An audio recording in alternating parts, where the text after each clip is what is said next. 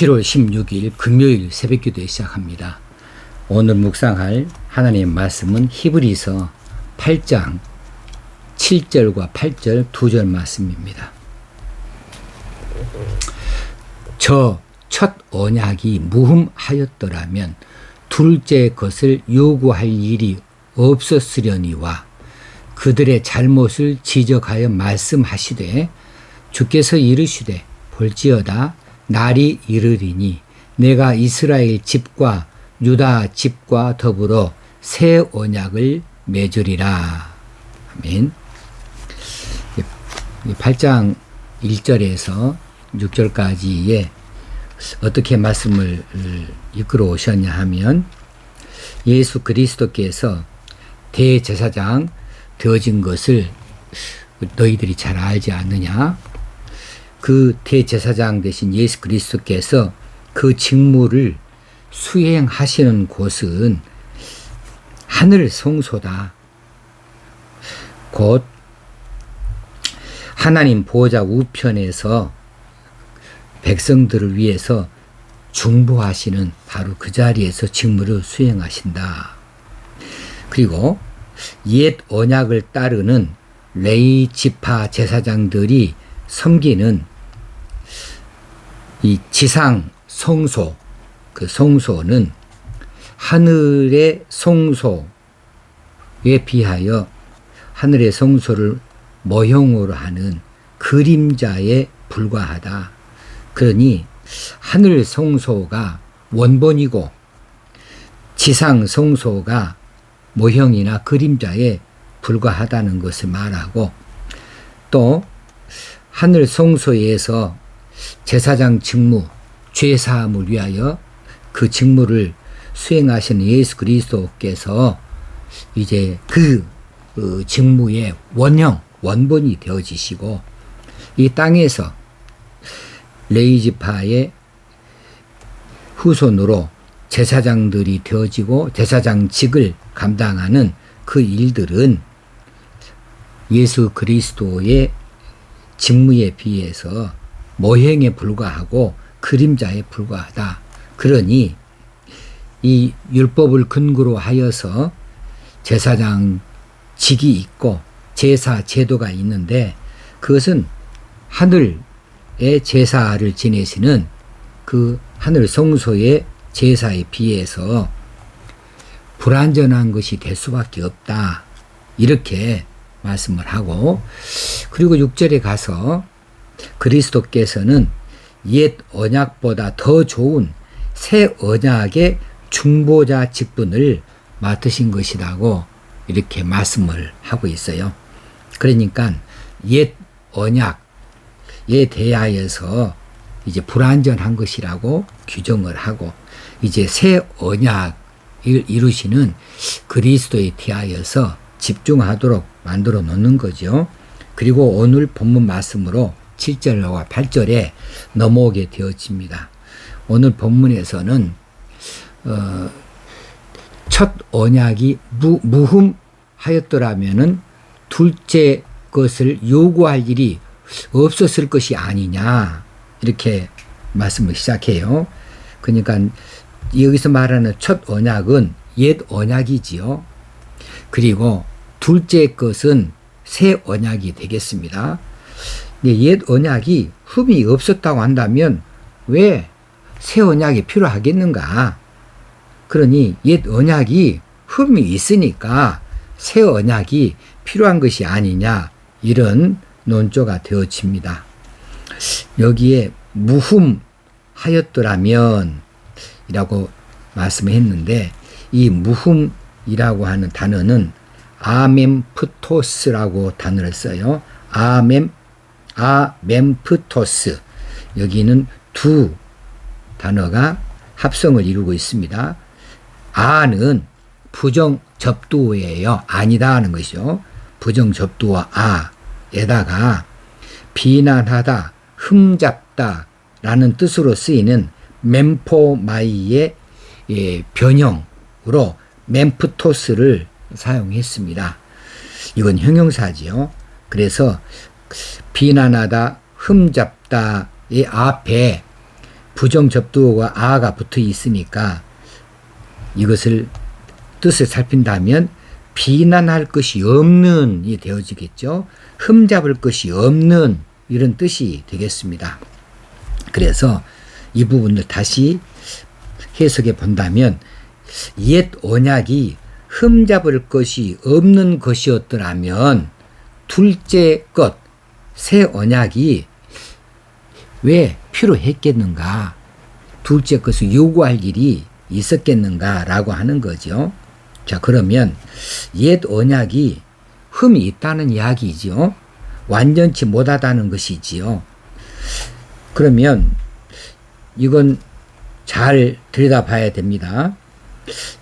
율법을 따르는 하나님의 명령을 인간이 순종하는 행위, 인간이 그 순종하는 행위에는 상급이 있고 불순종하는 행위에는 벌을 받는다고 하는 것이 옛 언약 아니겠습니까? 그런데 그것이 흠이 있었다는 것으로 오해할 수 있어요.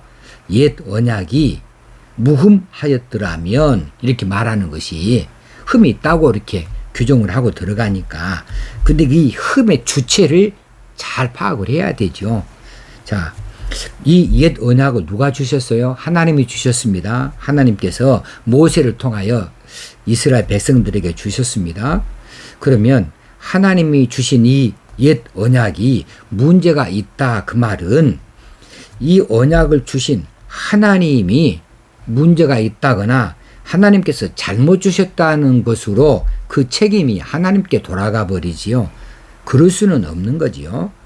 옛 언약에는 문제가 없습니다. 다시 말하면 율법을 제시해 준 것에는 문제가 없어요. 단지 이 언약의 당사자였던 이스라엘 그 백성들이 흠이 있었던 거지요. 그 무슨 흠입니까? 그들이 순종하지를 않았어요. 그들 순종하지 않는 것이 문제였어요. 그들은 언약의 당사자로서 당연히 하나님의 말씀을 지켜야 됐습니다. 그리고 그 명령에 순종해야 됐어요. 그럴 의무가 그들에게 있었지요. 그런데 그들은 그 모든 것을 다 저버리고 말았습니다.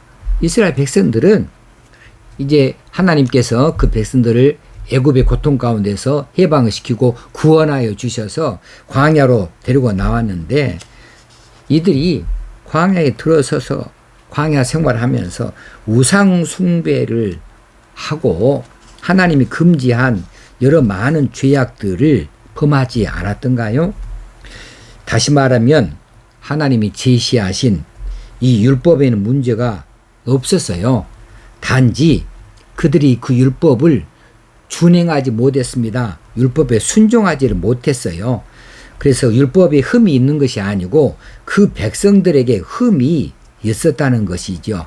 그래서 옛 언약이 흠 잡을 것 없는 것이었더라면 둘째 것을 요구할 일이 없었으려니와 해서 이 첫 언약, 옛 언약의 무흠에 대하여서 그 책임이 누구에 있느냐 하면 그 율법을 지키지 못하고 순종하지 못한 영적으로 타락해버렸던 그래서 징계를 받을 수밖에 없었던 이스라엘 백성들 그 백성들에게 문제가 있었다. 그것이 흠결이다 라고 하는 거죠. 그래서 둘째 것을 요구할 일이 없었으려니와 둘째 것이 필요하게 됐다 그 말이에요.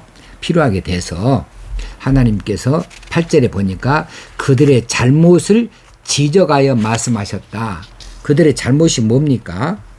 그들은 하나님의 말씀을 마땅히 지키고 따르고 하나님께서 명령하신 것에 대해서 순종해야 마땅했어요.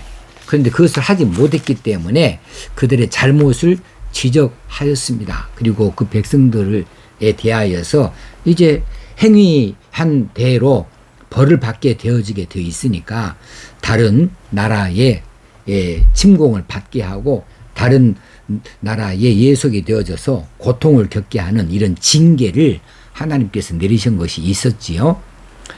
그리고 하나님께서는 그들이 연약하여서 도무지 이 행위 언약을 지키는데 계속적으로 실패하니까 하나님의 사랑이 그들을 그대로 두지 아니하시고 어떻게 해서든지 그 백성들을 구원하시기 위해서 하나님께서 은혜를 베푸십니다. 이것이 새 언약이에요. 새 언약은 인간의 행위에다가 바탕을 두지 않습니다. 이 행위 언약은 하나님의 은혜에다가 바탕을 두고 하나님께서 그 베푸시는 이 일방적인 구원의 일, 예수 그리스도를 통하여 이루시는 이 구원의 일을 인간들이 믿기만 하면 구원을 받게 하는 이 믿음의 기초를 두어요. 새 언약은 하나님의 은혜와 인간의 믿음의 기초를 두고 있다. 연약한 인간들이 이루지 못하는 이런 그 죄의 목록표 지키지 못하는 그 행위, 잘못된 행위, 거기에다가 근거를 두지 아니하신다.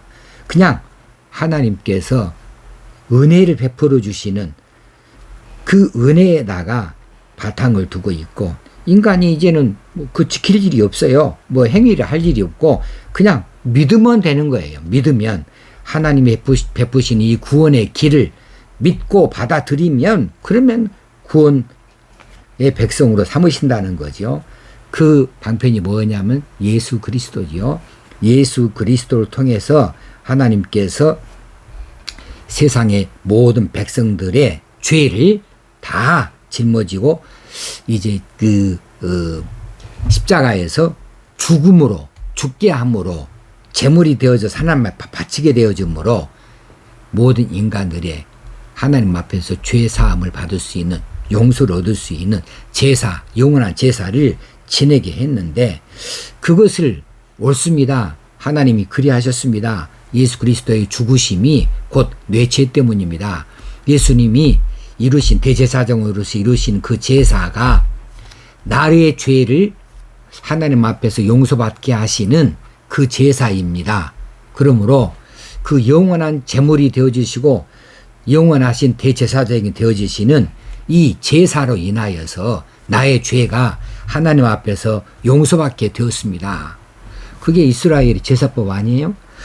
이것을 마음으로 받아들이고 믿기만 하면 그것을 하나님께서는 의롭게 여겨주신다. 하나님께서는 그것을 영원한 죄사함으로 하나님께서 연결해 주시고 구원의 백성 삼으시고 그리고는 하나님의 자녀가 되게 하신다는 사실입니다. 이것이 새 언약이에요.